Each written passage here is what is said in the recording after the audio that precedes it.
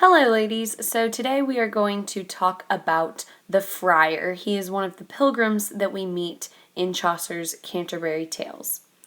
So, the first lines of this section say, "There was a friar, a wanton one, and merry."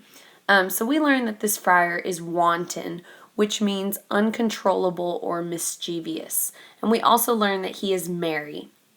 So this doesn't really fit what we know about friars. Friars, as you might remember from religion class, pledged a life of poverty. So they vowed not to treasure material things and that they would live lives of poverty, just like St. Francis did. After this, the text says that the friar was a limiter, and that just means that he was a friar restricted to a certain area. So friars basically lived by relying on the generosity of others. So they would beg for money to support themselves. So this friar, because he was a limiter, he had access to only a certain area of the country in which he was allowed to beg and ask people for money. So he was a limiter, a very festive fellow in all four orders, the four orders of the friars, which are the Dominicans, Franciscans, Carmelites, and Augustinians. So then it says, "There was none so mellow, so glib, with gallant phrase and well-turned speech." So we learn that this friar is glib, which basically means that he is not sincere. And he also has well-turned speech, so he can smooth talk people pretty well. The next lines say that he'd fix up many a marriage, giving each of his young women what he could afford her.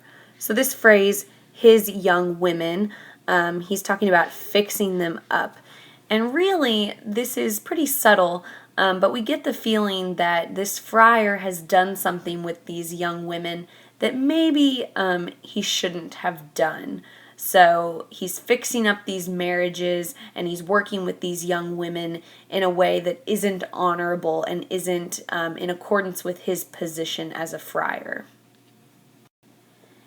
It then says that he was a noble pillar to his order, highly beloved, and intimate was he with country folk within his boundary. And your footnote says that country folk refers to rich landowners. So this friar, he's not friends with peasants and poor people, he's friends with people who have a lot of money.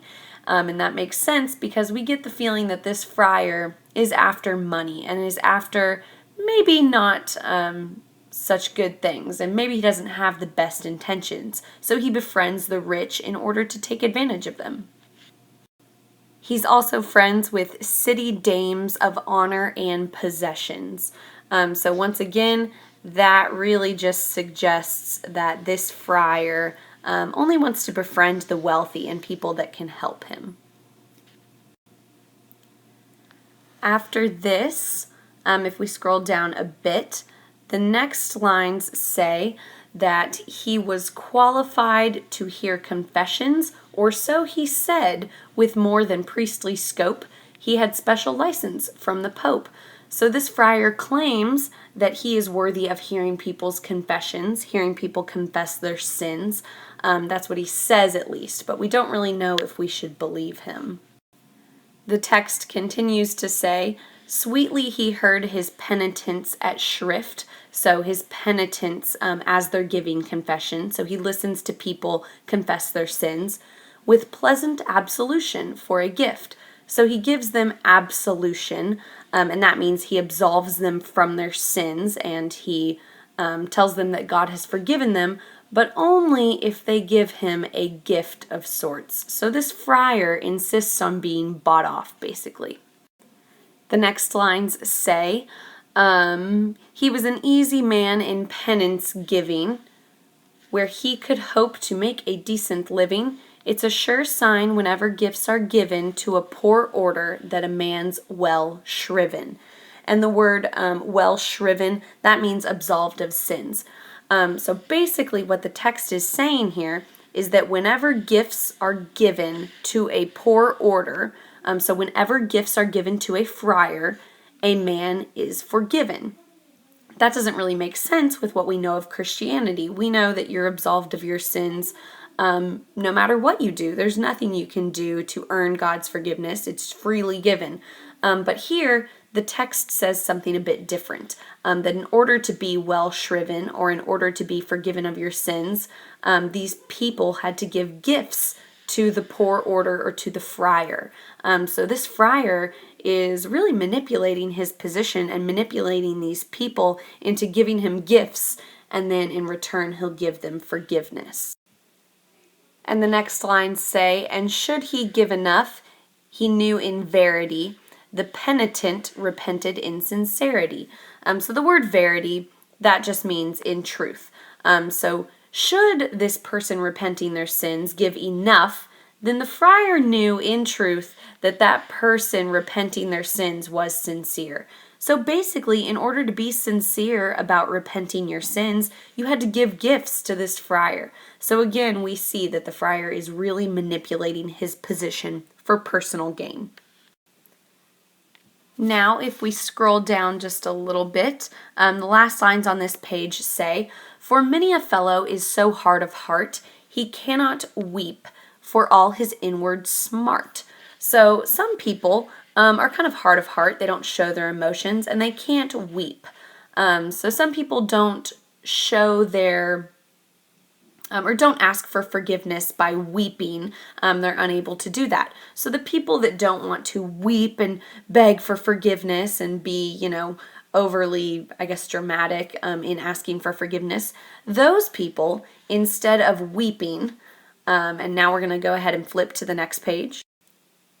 So people who don't want to weep, they can just give silver for a poor friar's care. And if they give silver, then that is enough to get them resolved of their sins. They don't have to cry and weep and ask for forgiveness. They can just basically buy forgiveness with silver from the friar. The next lines, we're moving on to kind of a new topic now. It says, he kept his tippet, and that's his hood, stuffed with pins for curls, and pocket knives to give to pretty girls.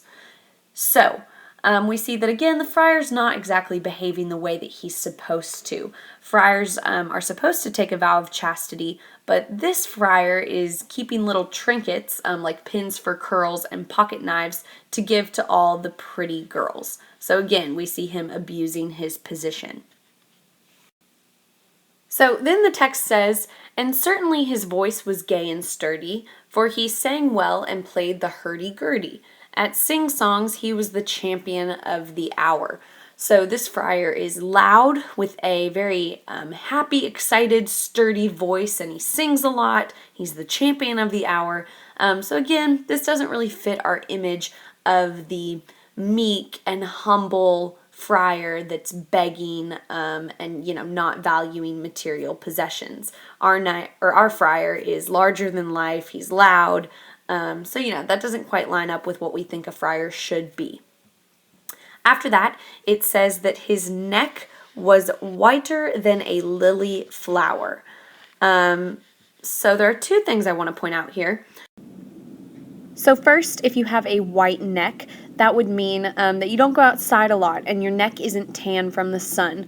So we know that our friar, he doesn't go outside. He doesn't do a lot of manual labor outside. He's indoors. He's pretty well taken care of most of the time. Now, the second thing I want you to know is that during Chaucer's time, if you said that someone has a white neck, that meant that they were a loose or an immoral person. So they weren't living a very moral life, and they were kind of promiscuous in the things that they did. But then the text says he was strong enough to butt a bruiser down. So our friar is strong enough to knock down even the strongest men. Again, that doesn't really fit what we think of a friar. We think of a friar as being a meek, humble beggar, not someone who could knock down a strong man. Now we're going to continue to scroll down just a bit. And the text says, he knew the taverns well in every town, and every innkeeper and barmaid too, better than the lepers, beggars, and that crew. For in so eminent a man as he, it was not fitting with the dignity of his position, dealing with a scum of wretched lepers. So this particular section of text is pretty interesting.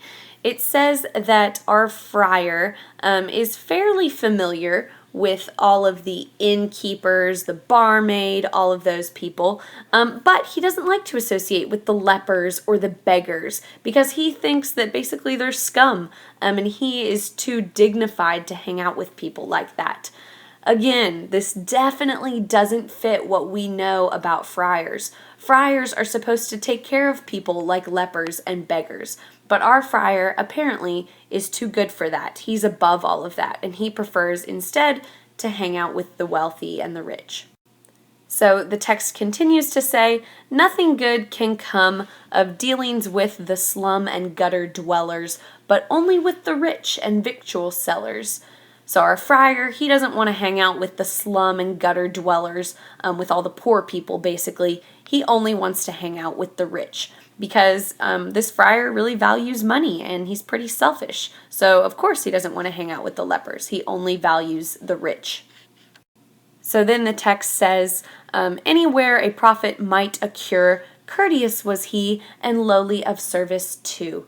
So, anywhere where he might gain a profit, he all of a sudden is very courteous and lowly of service. So he offers up his service and he's very kind to anyone that can give him a profit or can give him money.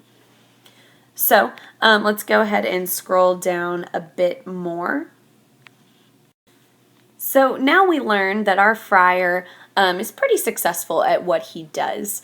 The text says that natural gifts like his were hard to match. He was the finest beggar of his batch, and for his begging district paid a rent. So this friar is very good at begging and is very good at taking advantage of people. And so he actually pays rent or pays money to be in his begging district. So he pays money to other people so that no other friars or beggars will be in his district. He's the only friar that can take advantage of the rich people that live in his particular section of town. So it says his brethren did no poaching where he went.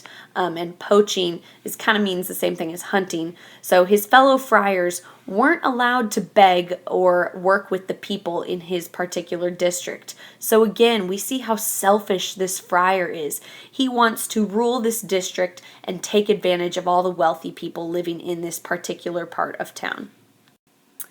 And then the text says, for though a widow mightn't have a shoe, so pleasant was his holy howdy-do, he got his farthing from her just the same before he left, and so his income came to more than he laid out.